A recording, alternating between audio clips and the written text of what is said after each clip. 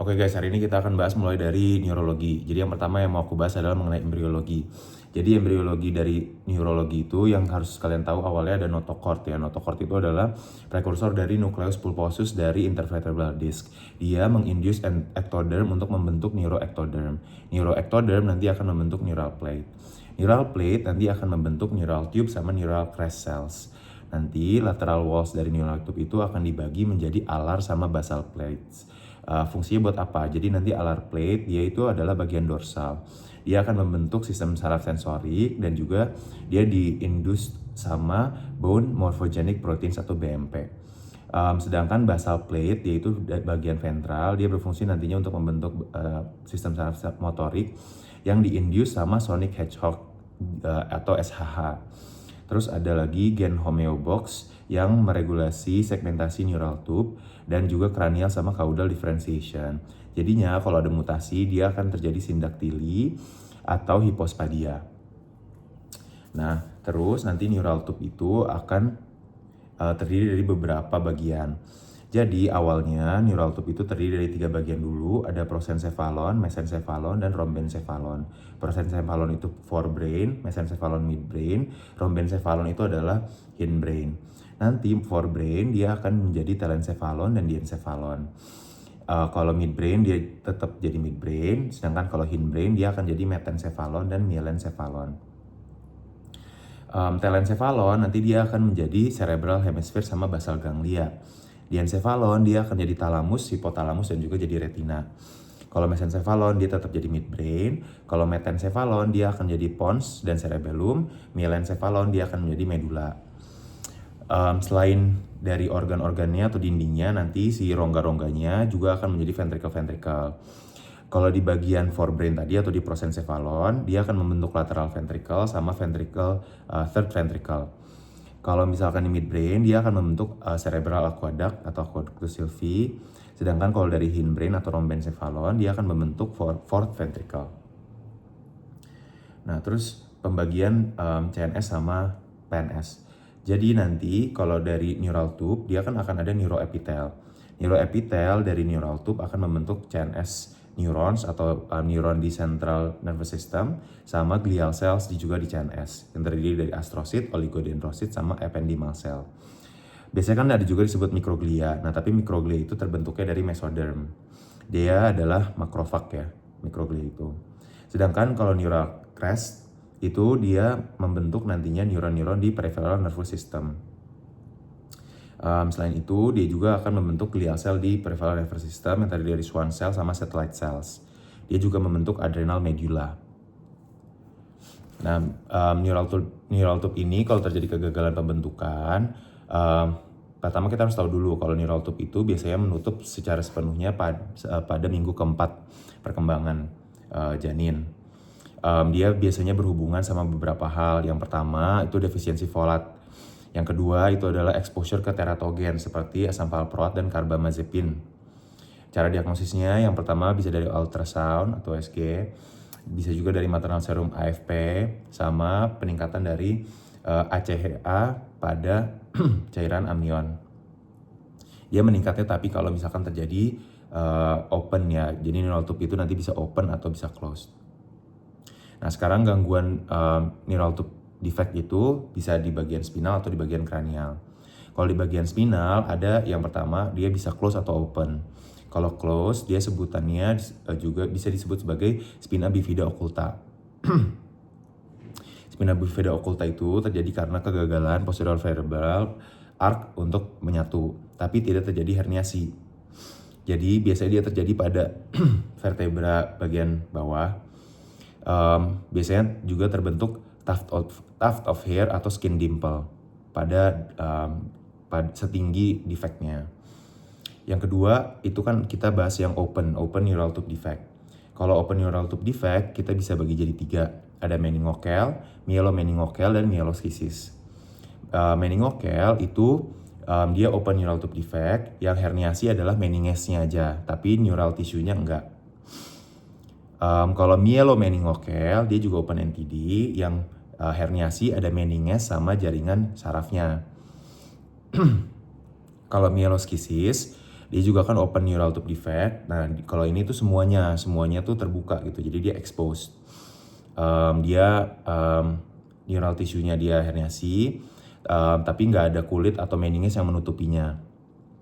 Nah, kalau masalah gangguan NTD pada kranial ada contohnya adalah anencefali.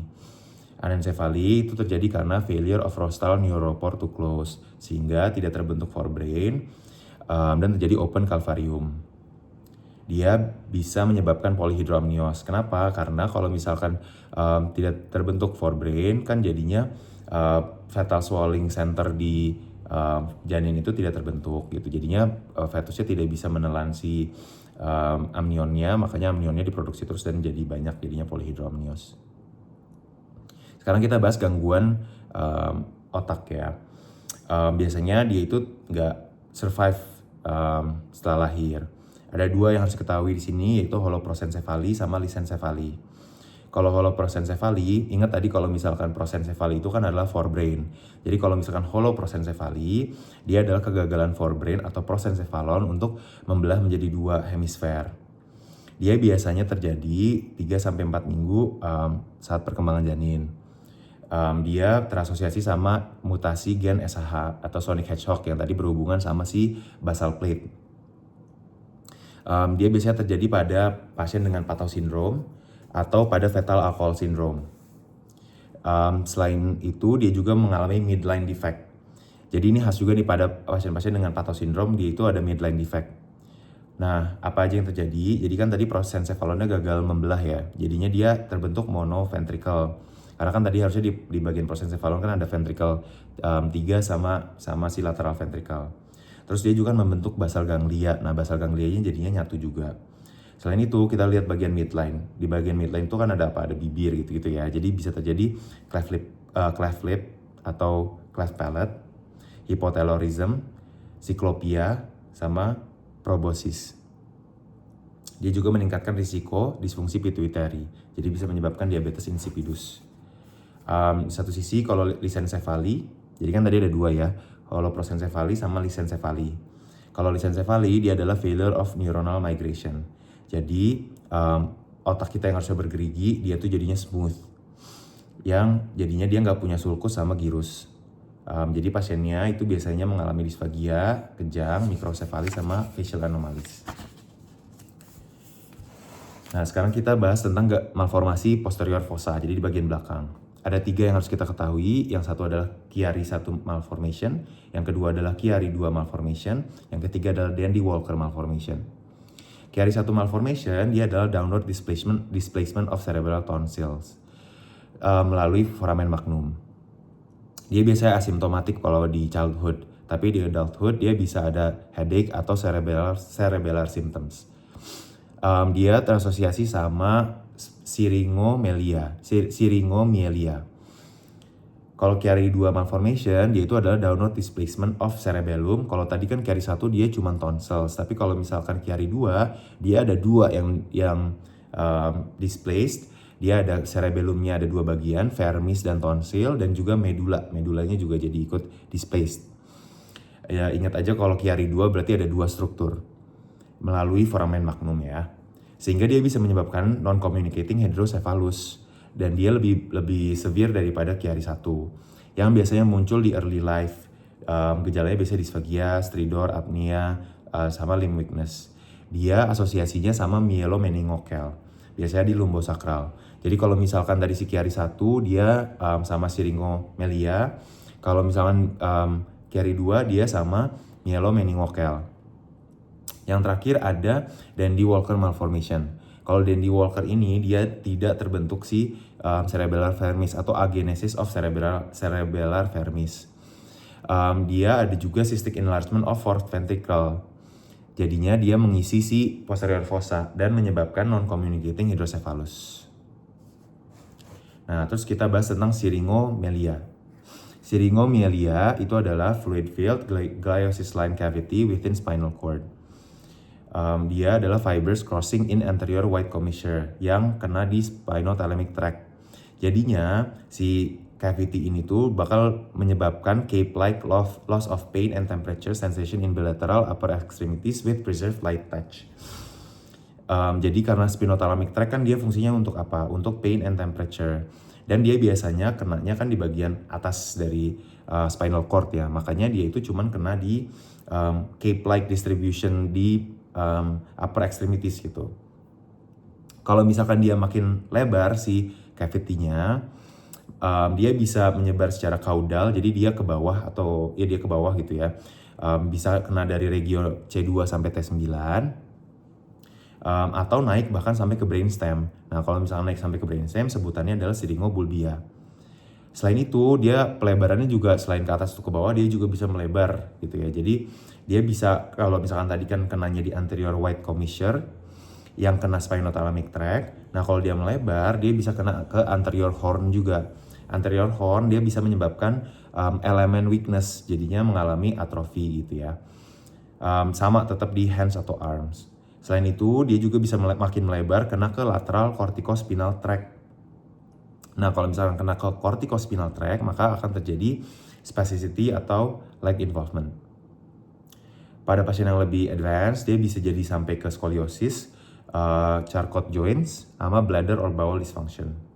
Kalau misalkan si syrinx-nya atau si cavity-nya ini nyampe ke medula, maka di medula kan ada pusat menelan sama pusat respirasi ya. Jadinya dysphagia sama respiratory compromise. Dia asosiasinya tadi ingat sama Chiari 1 malformation. Tapi dia juga bisa kena ke congenital malformation, trauma, infection, atau tumor. Oke, sekarang kita akan bahas sedikit ke histologi. Jadi kita bahas dulu sel-sel dari si nervous system. Jadi di nervous system itu kan ada dua jenis sel, ada neuron sama sel-sel glia atau glial cells. Nah, neurons ini adalah sel yang bersifat permanen.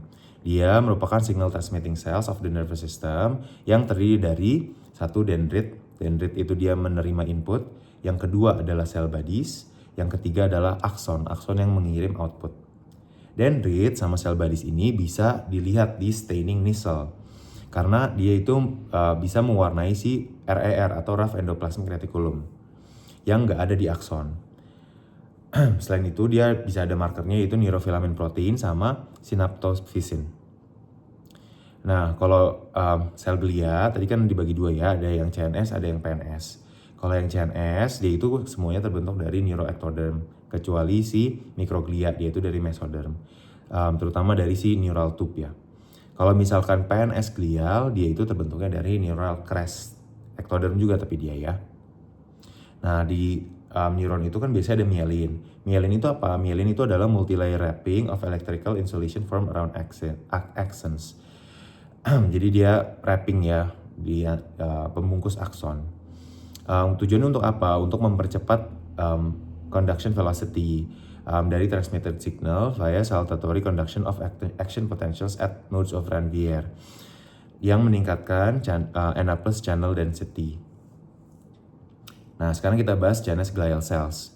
Kalau CNS glial cells itu kita bagi jadi 4. Ada astrosit, oligodendrosit, ependymal, sama mikroglia. Kalau astrosit dia itu fungsinya untuk physical support, repair, removal of excess neurotransmitter, component of blood-brain barrier, sama glycogen fuel reserve buffer. Dia GFAP positif. Dia adalah sel yang paling banyak ya di CNS yang menyebabkan reactive gliosis in response to neural injury.